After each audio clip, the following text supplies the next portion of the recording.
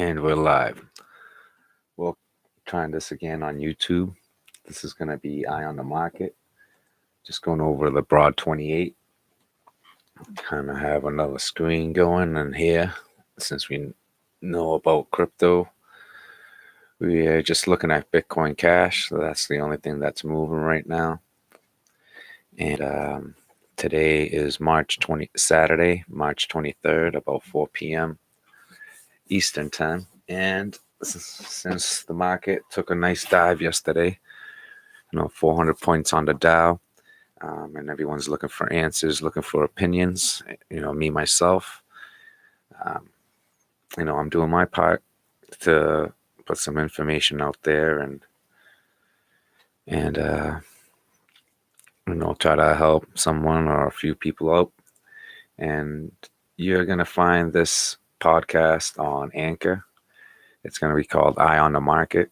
You can also find it at you can also find on different platforms like Spotify, but I decided to do it dual on YouTube because it's kind of like a thing I was thinking about doing, and that way it's kind of giving you the visual and the audio, and that way it can help you make some better decisions pretty much in the markets, especially now when pretty much everyone's long, and then boom, you get a flush of points on the Dow. It everybody reacts differently, so I'm just gonna go over what I've been doing and things like that. But this is going to be the Broad 28, and I'm going to start the audio, and you'll find this on Anchor, Spotify, and other platforms.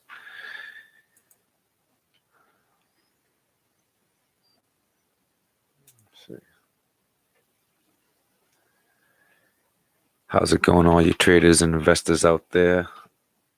Thanks for joining me once again. This is Eye on the Market, and I'm Trade Doc. We're just going over the Broad 28 ETFs like I like to do every weekend, kind of see what happened in the markets. So I hope everyone was kind of protected on Friday, whether it be with some puts or sold some calls against your positions, or even if you did it in the morning, you'd still be okay by the time the market closed. But it was just pushing, I'm sure everyone's portfolio moved about 1% or 2% down, and those that sustained and whose portfolios didn't go down 2%, well, congratulations. But even although I had some good trades, especially in like drip, and a couple other, another stock, or XBI, that was another one. The portfolio still moved because everyone's long the market.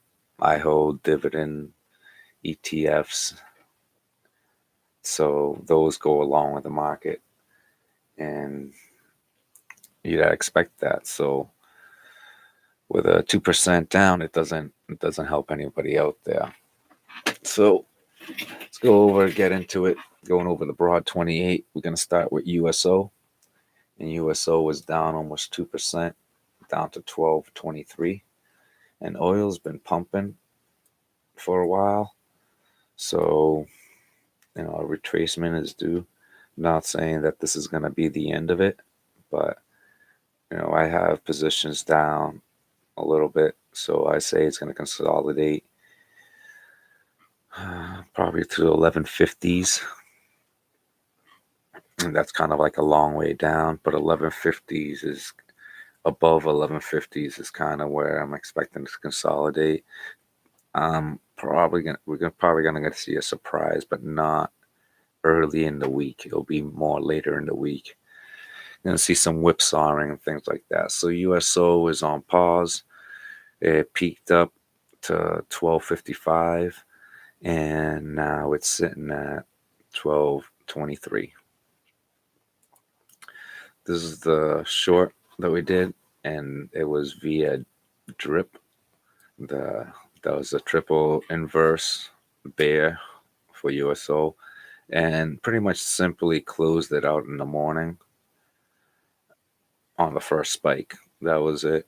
Just because I've been seeing the trading, and it's just like when you think it's gonna move, it gives a spike up. So whenever I see the profit, and it was good profit, and it was better than expected, I just close it out. It might move down again, but more likely it'll just move sideways. So I'm not going to see a significant move to the downside, say next week, because this has got to consolidate, probably come back up and test the 30s, 70s range, 31s before it decides where it wants to go. UNG, natural gas, has just broken down. So that's something that it was just going sideways. And this has been, I haven't traded it in a while. The options were good, but they've just been stagnant, especially on the move, on the whipsawing it's done. So UNG, no trade in there. It's finding prices. I probably going to consolidate again between the 25s and the 24s. No play in UNG. And as far as like me tracking UNG, I don't know if I'm going to continue tracking it because it has been flat for a while. It's not like it used to be. Gold was one that got no position in again, but closed our option positions from the dive that it took before. So using that strategy of the 3 drive, I filled it in on the first and second drive, never got on the third drive because that was early in the morning. And then it kind of consolidated sideways for a couple days before moving its way up. We just held it. I felt like closing it here when it was up, and I did have the profit, but ended up holding through this drop again and closing it on Wednesday, I believe, for a couple dollars more than I would have closed it over here. So, and I was trying to sell a call vertical, but it just didn't happen. So I just got to be more active on this, especially doing these options. But gold, as you can see, this consolidating back like 122s, 120, like 120, like 122s. Hopefully 122.50 and hold 122.50. But GDX is one that is moving up, and it was just up a little bit, but it's creating this structure that it's more of a bearish, like it finishes up bearish all the time. But if it does break above 23, then we're just going to look to make a short-term bear consolidation pullback and then see what it does if we're going to stay bullish for a while. But gold and the gold mine has just been negative all 2018, so there's no reason to stay in that unless you're a bear. Silver is another one that went down, and it's just creeping its way up. Not moving as much as gold, but I can see this go up and retest the 1470s. So there's probably a bullish play in silver, and if it does retest 1470s and breaks out, that's a possibility as well, to test the 15s or the high 14s. But silver is another one that, aside from the covered calls in silver and the covered calls in gold, I don't really do any options here. So probably I've been wanting to change this, so I'll probably be tracking more liquid ETFs in this the broad 28. So here's real estate, and real estate's been bullish for a while, kind of trading sideways, but at the end, all the moving averages are positive. So still bullish. It has a little bit of retracement. It was down a percent. So seeing that the market, technology, and everything was down to almost 2%, real estate being up, holding itself up is a good sign. So if we do see another little retracement here, um, I'd probably do like a calendar play because I don't trust it. I have trust issues, so I'd probably cover myself all the way to 84s and have one bullish, have the ratio that I have the bulk on consolidation, and I'll be like a 1-to-1 if it breaks 87. So that would be my play.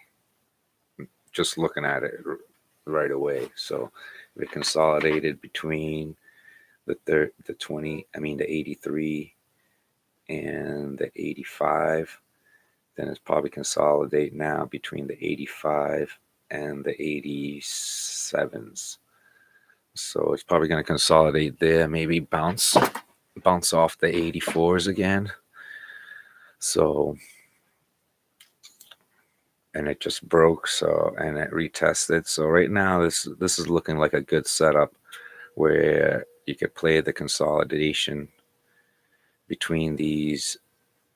Oh, I forget it. I'm on YouTube. Between the 26s and the 86s and the 83s. So that would actually be kind of viable. It could have hold a little bit positive delta just in case it moves that way. But that's, real estate is probably just going to hold and consolidate. No spiking up. Could be a flush down. So always have protection. XLE, the energy sector, just dropped.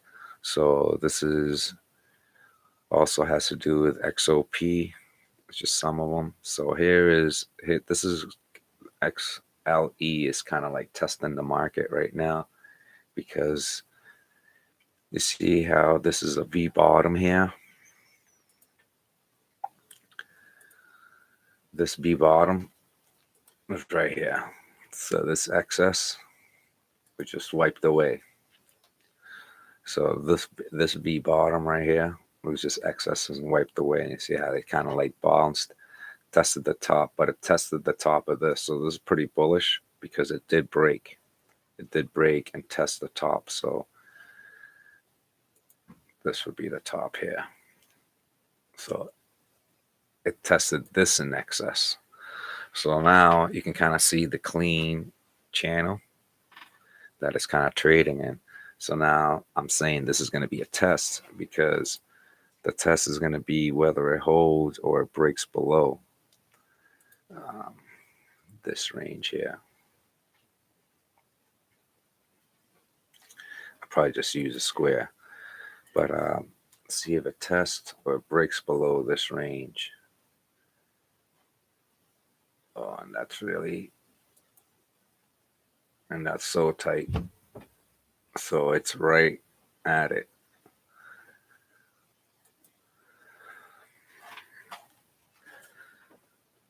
So XLE is kind of going to be dictating the market. You kind of see volatility went up, and it is at this range. So we could kind of see a spike down like it happened over here, and just like a one-day thing where it spiked down and came back up, and it closed up kind of like around this range. So I could probably widen this out a little bit more, but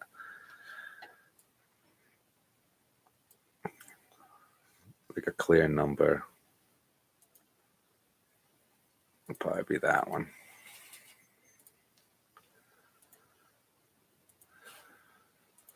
So that's what we don't want to cross there.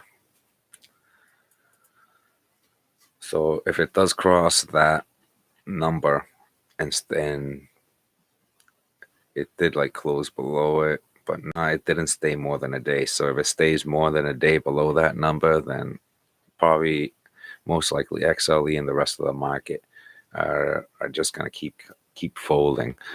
But what we're looking for, since it's been by the dip forever, we're looking for the dip buyers to step in. And this is also pretty bearish here. But the dip buyers, we're looking for the dip buyers to step in and do what they've been doing all this time.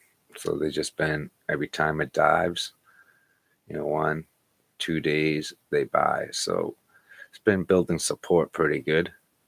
And now it's building support again. So like I said, it could spike down because this is kind of flat consolidation. So if it makes it, if it's able to hold itself up for this consolidation, then we should see this type of movement to the upside. So it should hit the 70s pretty easily. But this is straight up flat consolidation. So if you bought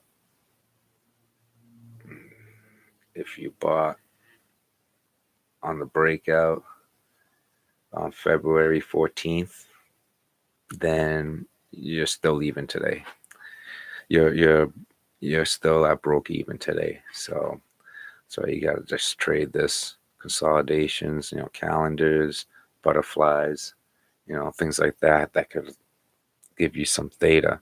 And now, since volatility is coming up, that's why we're doing this, to see opportunity and see if there's a few option plays that could take advantage of these moves. But to take a measurement of these moves here, when it came down and it came down and it came down, they always got bought up.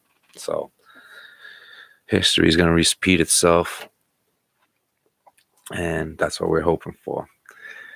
Next, we have XLF, and they took a dive and volatility started spiking way up. So they were down almost 3%, taking down like half the market. So might be a little bit of shaking out to get some stronger buyers in, but who knows. XLI, looks like it's rolling over and it's got to find support, but all the market's been going up, so everything seems like it's got to roll over at some point. We'll see what buyers are coming in. XLU is one of the surprises that came up, and they just popped up and making all-time highs. Their previous all-time high was 58.50. Now it is, their all-time high is 58.9, almost 59. So, I didn't anticipate this rip.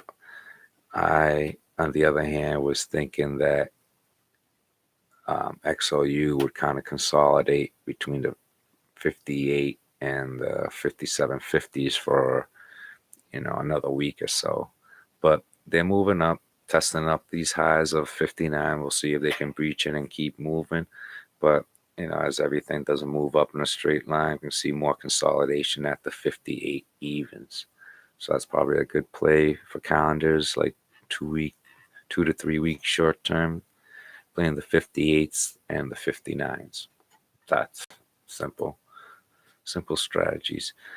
The material sector is coming off, kind of testing these highs. Did it 4 times, 1, 2, 3, 4. Now it's coming up. It's going to test these lows. So it's testing the lows now of this channel that it's been trading in, and this trade's pretty easy because it's just trades sideways and then moves up. It trades sideways and then moves up, except for this V bottom recovery. XLB, that's what it does, consolidate sideways and then moves to the next level. And like everything else, the volatility is coming up, so it's good time to start building some positions and options. Now, XLV, the healthcare sector, we closed our position there when it came up. Now it just kind of drove down. When this is one that I have no position in, but should have added in because I seen that failure coming, because it had that much of a hard time to get up and test the 93s. So just closed out, less than, I changed the target. I lowered the target from 93 to like 92.50 just because I wasn't trusting it. And sure enough, it just broke down. But we'll see it come back up.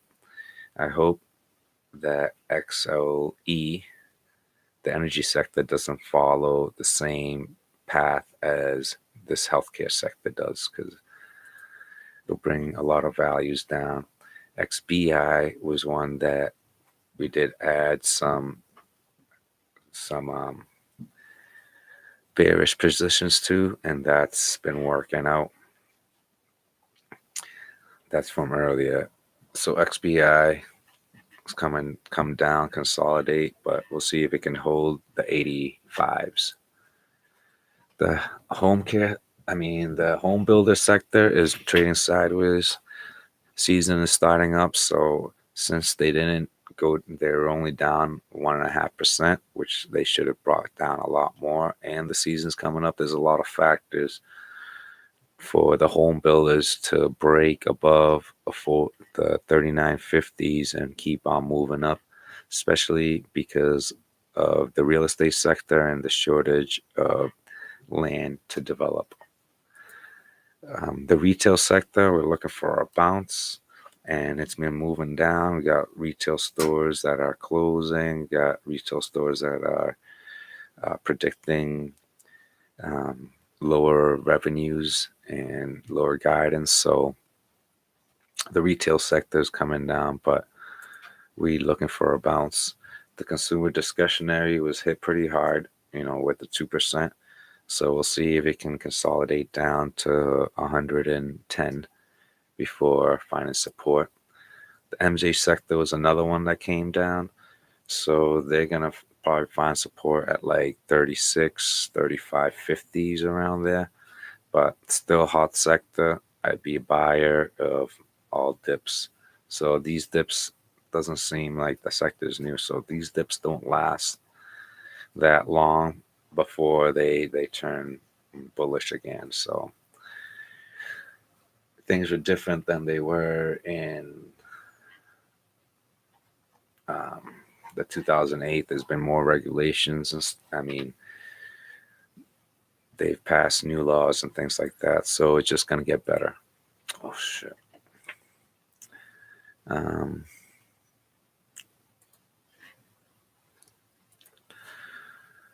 And the SPY, they were down almost 2%. So looking for a bounce. They're pretty much at that critical level. So we'll see if we can bounce and hold those prices, or we're going to shake more people out. We'll go a little quicker. Here's the Qs, and the Qs were down to the most 2.5%. No, actually, it was the Russell was down the most, but the Qs were almost down 2.5%.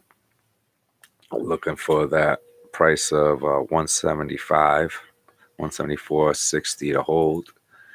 IWM, they were hit pretty hard, so down over 3.5%. Volatility spiked.